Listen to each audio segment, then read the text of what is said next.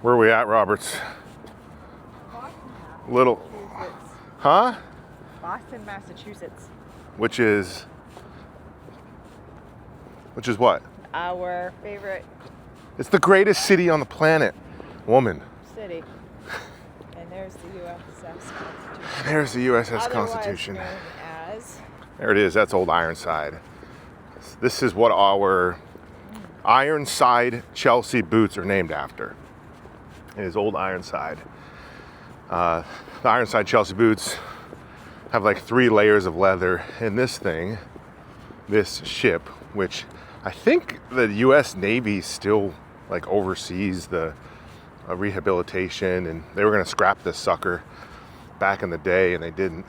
It was built after the American Revolution, but they called it Old Ironside because the British could not penetrate this ship's hull when they tried to come back and take their colonies back in 1812. And so check this out. There she is. I want to bring you inside. Let me see if I can zoom in on this thing. Yeah, I can. There we go. Freaking cool. Old Ironside. So that chick right there, the BJJ Wader and I are going to go get a history lesson. Ready, babe? Ready. Ow, I just freaking rolled my ankle. On a damn pine cone. How do you roll your ankle on a pine cone? A what? A pine cone. I don't even know how to talk. When you rolled my ankle and it went right to my brain. We do love Boston. Greatest freaking city on the planet. So much history. And really core to New England. Obviously, the values of America, they first came through Boston. New Bedford, of course, for whaling, right? The wealth of America came through New Bedford. And that was all whale oil, which, if you ever get a chance to go to Nantucket, there's a whaling museum, which is pretty crazy.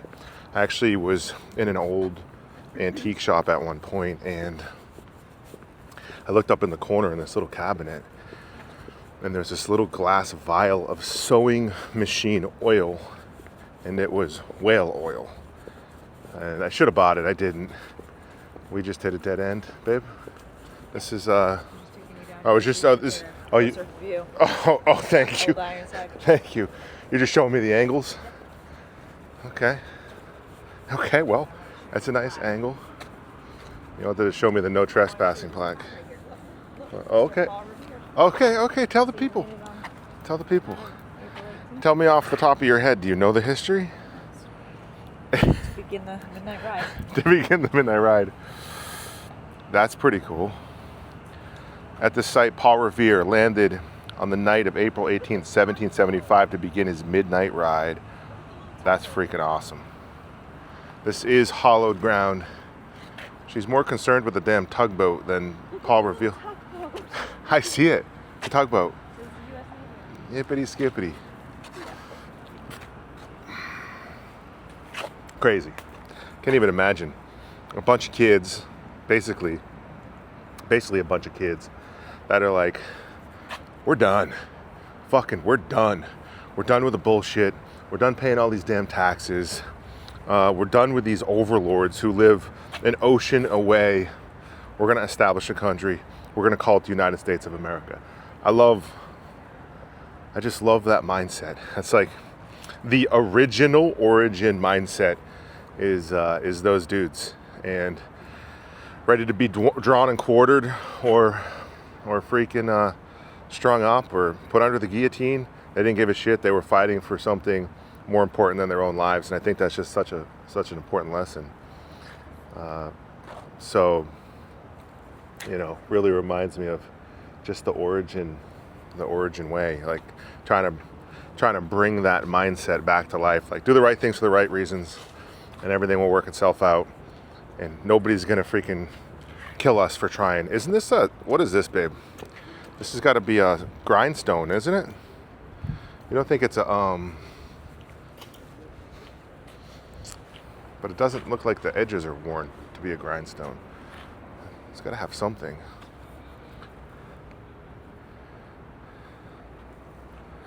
On the night of April 18, 1775, Paul Revere set out to warn of the march of British troops on Lexington and Concord. He departed Boston by water, was rowed to Charleston, and landed here, right here, which is crazy. Freaking so cool. Walking the short distance into town, Revere borrowed a horse and then rode into the countryside. When he reached Lexington, he cautioned Patriot leaders Samuel Adams and John Hancock of the impending danger. Revere then rode towards Concord to ensure the Patriot arms and gunpowder stored there were safely hidden. Along his route, he alerted other riders who fanned out into the countryside to warn Patriot militias of the British advance. On April 19th, Patriot militiamen clashed with British regulars in Lexington and Concord, the first major conflicts of the American Revolution. And we're having a manufacturing revolution now. It's a freaking revolution of hands in daylight. He cautioned Patriot leaders Sam Adams. There's a big beer brand here in Boston called Samuel Adams. And I've been thinking about, like, I want to do something for America's 250th anniversary of the American Revolution, of our independence, which is next July. I was thinking about aligning with like 5 iconic New England brands and trying to do some type of a collaboration or something. And Sam Adams was on that list. It's kind of outside of the box. New Balance was on that list. Burton Snowboards is on that list. I actually was thinking like Dunkin' Donuts. I don't know, which would be kind of interesting. Like Origin runs on Dunkin', or America runs on Dunkin'. Might be a little bit kind of outside the box, but really thinking outside the box. Thought about LL Bean too, but like aligning with 5 iconic New England brands. I know everyone's going to want it. We've already had like inquiries of like other brands wanting to tap Origin to help bring their 250th kind of, I guess you could say, concepts to life. Obviously, everybody wants made in America, right? And so who does that? We do. And so we've had these brands reaching out to us like, hey, do you guys want to do a collaboration? And it's like, I mean, kind of didn't give a shit about us before, and or we're part of the problem of exporting America's economy over the past 30 years, and now you want to basically use us? I'm like, I don't think so. So I think we're going to do some outreach to brands that we align with. If you have any ideas you think would be good, like, let's post them right here. Please give me your feedback on what you think would be a great collaboration. I honestly was like thinking of a way, like, how could we just get this message of breathing life back into the dream to like the younger generation? I had a crazy idea, like maybe we need to go off, like completely off the res, and do a collaboration with a brand like Supreme, who has like young culture, street culture deeply embedded in their brand, and then bring Origin to them. You know, it might be, this is the Freedom Trail here we're walking on, and like bring Origin to them. And I don't know, it might be a little outside the box, but trying to train or educate that next generation, and what are they paying attention to, and embedding ourselves in that. So that's what I'm thinking through right now. We're just talking about how if you follow this channel, if you care about America, it's one thing to hear the stories and listen to me shoot my mouth off. It's another thing to come and experience it, and it's so worth it. If you haven't been to New England, like, and you want to walk on hallowed ground and like follow the Freedom Trail, go to Plymouth Rock, go to Salem where the witch trials were. Lowell, Massachusetts has all these old Draper looms that were built in Hopedale, Massachusetts. These old shuttle looms. I'm trying to chase down old Draper looms right now. There's only like maybe 50 of them left in America, and you weave salvage denim with them, but they're the same looms my great grandmother used to work on in the Lowell spinning mills. So But Lowell has this cool site. It's free to go in. You can go in and they weave twice a day for like 20, 30 minutes. And all the history of the Lowell Mill Girls and just the industry that was there. Here, obviously, you have Boston, iconic. You can do like these duck tours, or what do they call it? Duck boat tours? Duck boat. Amphibious duck boat. Yeah, amphibious duck boat tours. You can do. Babe, let's go over here. Let's go to the ship first. You can do duck boat tours, but come see the USS Constitution. One place Amanda and I have been going for years is to the Union Oyster House. Every time we come down to Boston, we try to hit it. It's like, I think, don't quote me on this, I think it's the oldest restaurant in America. Was loved by the Kennedys, I think, wasn't it? If you go in there, it's iconic. It's called the Union Oyster House. Really old building. And then Backdoor deals were made in there between presidents and... Yeah. You've got, just outside of Boston, you have like, where I'm from, Gloucester, Massachusetts, Ipswich, Massachusetts. Another iconic location. The Whipple House is like the oldest, I think it's the oldest house in America. Anyways, it's just like New England's so rich in heritage. And these sites, I believe they're free to get into. Yeah, you just need your ID to prove you're an American citizen, and then they'll let you in. All right, so I guess what I was trying to say is it's a national park. It's cool. 1783, Revolutionary War ends. 1794, Naval Armament Act. Basically 6 frigates to establish a new U.S. Navy. And then right here, 1797, the USS Constitution was launched, and this thing was manufactured right here too, in Boston, which is phenomenal. Rich history of boat building in New England. We still build some badass ships up in Maine at Bath Iron Works. I think we built the DDX destroyers actually up in Maine. I'm glad they didn't scrap it. Would have been like crazy, because I think this is really the last frigate of that time. I think the rest of them were scrapped, and I wouldn't be surprised if a lot of the wood for this ship came from Maine. You can still go to parts of Maine and find trees that have a king stamp on it. They would mark it with a hatchet, so they knew this is a tree they want to use for shipbuilding for the King's fleet. Yeah, I got my ID.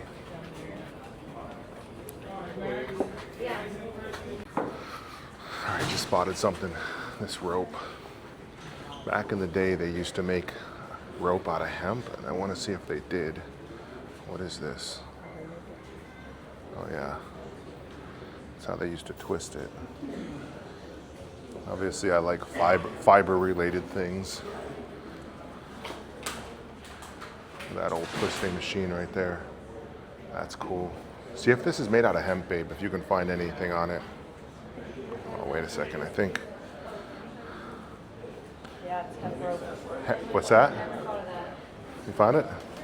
There you go. Hemp rope, made at the yard. 7 3/8 inch diameter rope. Was used for the heaviest ships. That looks bigger than 7 3/8. But look at how tightly woven that is.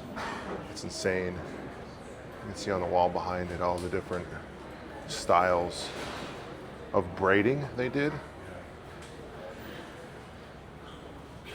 See if I kind of get a close up here for you. These look like they're it's crazy. What happened is America did this propaganda campaign. It was, gosh, I wish I could remember what it was. It's like hemp crazy, or there was some propaganda campaign they fed into America about, and they basically took marijuana and hemp and called it the same thing. And so it all became evil, right? It was one of the biggest government propaganda campaigns of all time. And we stopped using hemp for everything. They actually built these like posters, propaganda ads. Look it up online. It's like called, look up like hemp propaganda, maybe 1800s or early 1900s. I think it said like hemp crazy or something. It's going to make you insane. And they also were using like hemp oils for things. What happened is big oil came in, and I think they were responsible for making these backroom deals and forcing hemp and hemp oil out and petroleum in. And they fed these lies to America. The same system, the same forces that fed us lies that we can't manufacture in America again and export all our jobs. All it comes down to is greed.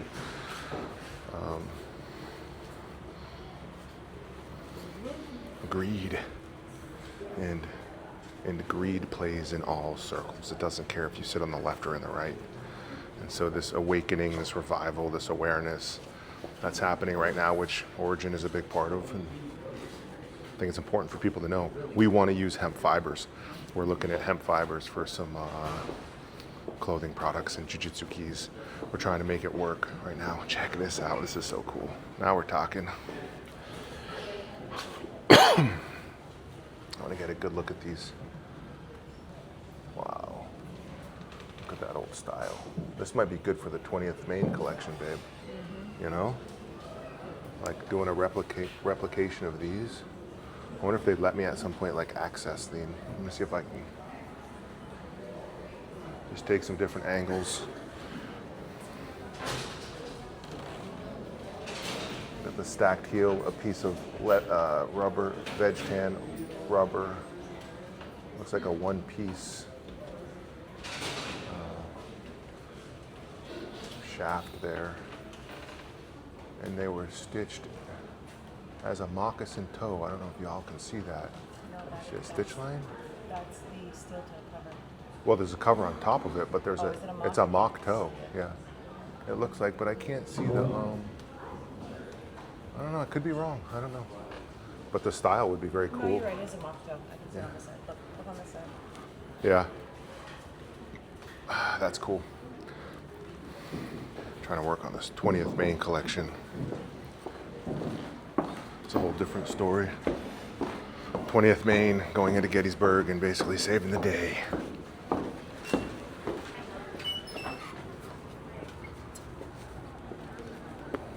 Oof. Yep. I don't want to sprain another ankle.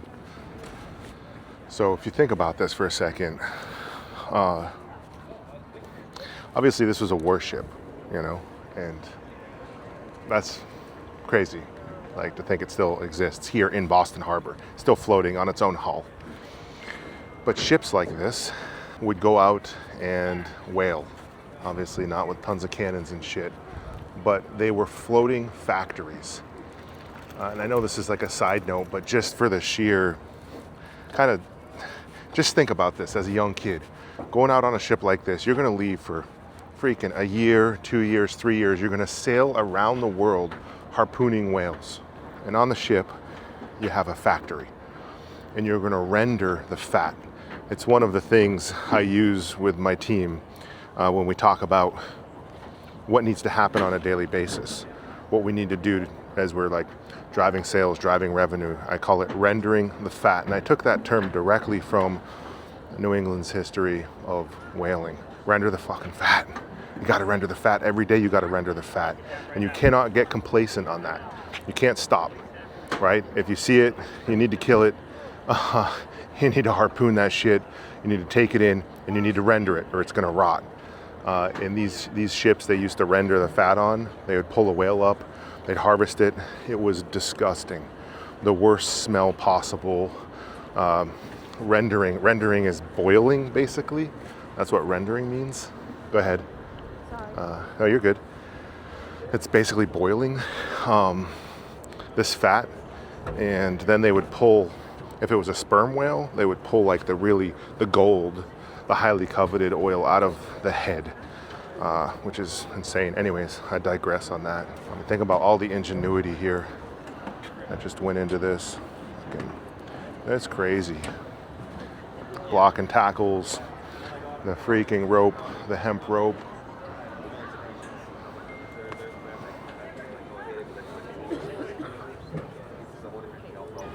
Just the engineering, like you can imagine just seeing the engineering with like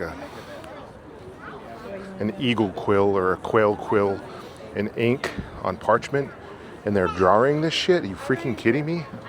And you're telling me we can't bring back manufacturing in America, but they can pluck a feather from a bird and dip it in some ink and get a piece of parchment and design a ship like this? Come on. Who are you listening to? Who's telling stories here? I think, babe.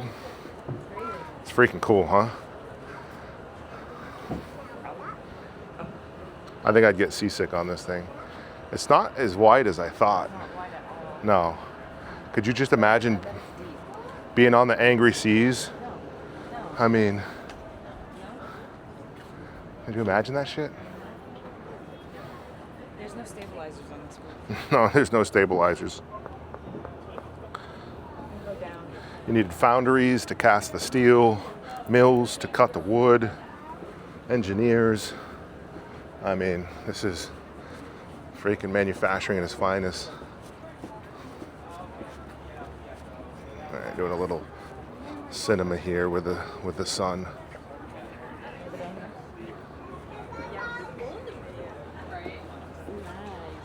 Can you go down there? Yep.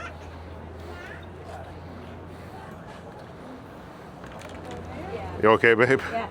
She just smashed her head off this brass. I'm gonna try not to do the same.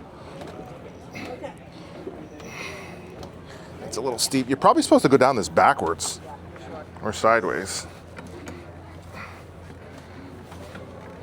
Into the bowels. Into the bowels of the beast. Oh man, could you imagine one of these cannons going off? How loud that shit must be?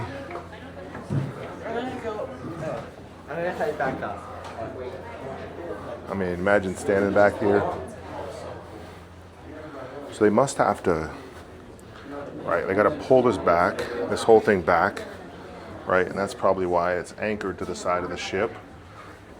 You gotta put your cannonball in, ramrod it, right? Probably packed it with some type of fabric and gunpowder.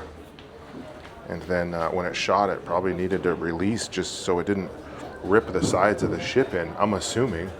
I can't imagine that these never ripped out of the wood.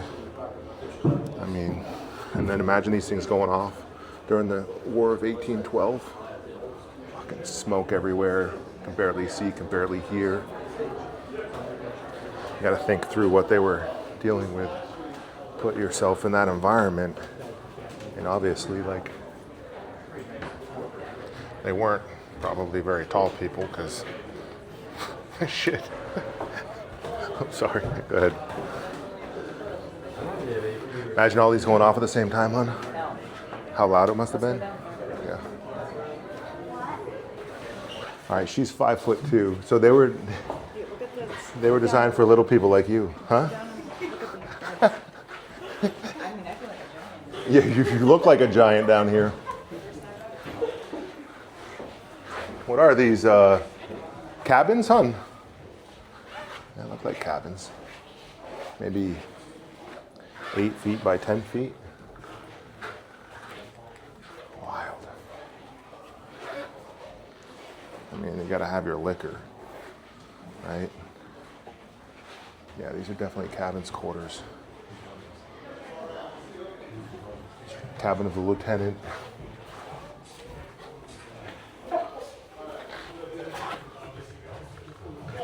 All right, gonna get off this thing. Huh? That's your tour. I'm just getting off. You're not going down? No, I'm gonna go down, yeah. Unless there's something else. Listen, get to New England, come and see the foundation of America. This is the heartbeat of America. New England, okay? That's where origin was born. That's where everything was born. That's where America was born. Peace.